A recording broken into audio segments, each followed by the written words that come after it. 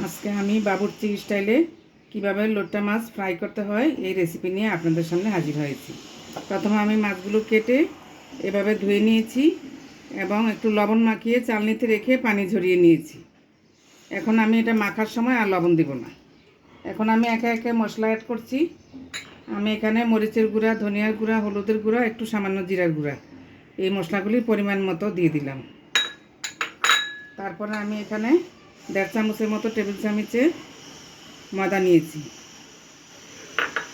এখানে টেবিল চামচের 1 চামচের মতো কর্নফ্লাওয়ার নিয়েছি এবং একটা ডিম নিয়েছি। এখন আমি এগুলো ভালো করে মিক্স করছি। এগুলি মিক্স করে আধা ঘন্টার মতো ম্যারিনেট করে রেখে দিব।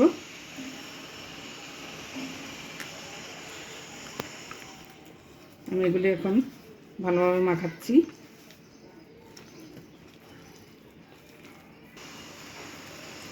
হয়ে গেল আমাদের মাখানো। এখন এটা আধা ঘন্টার জন্য আমি রেখে দিব। ফিরে এলাম আধা ঘন্টা পর। আমি চুলায় একটি প্যান বসিয়ে দিয়েছি এবং এটাতে সাদা তেল দিয়েছি। তেলটা গরম হয়ে গিয়েছে। এখন আমরা একে একে লোট্টাগুলি দিয়ে দেব এবং আস্তে আস্তে ফ্রাই করে নেব।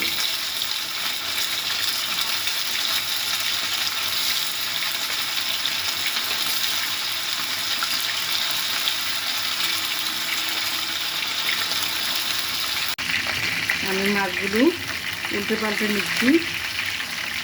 আস্তে আস্তে একে একে আমরা সবগুলো মাছ এভাবে বেঁধে নেব।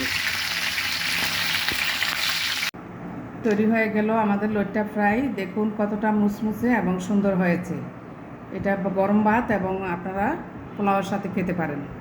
যদি ভালো লেগে থাকে আমার চ্যানেলটি সাবস্ক্রাইব করার রিকোয়েস্ট রইল। সেই সাথে শেয়ার করে অন্যকে দেখিয়ে দেবেন।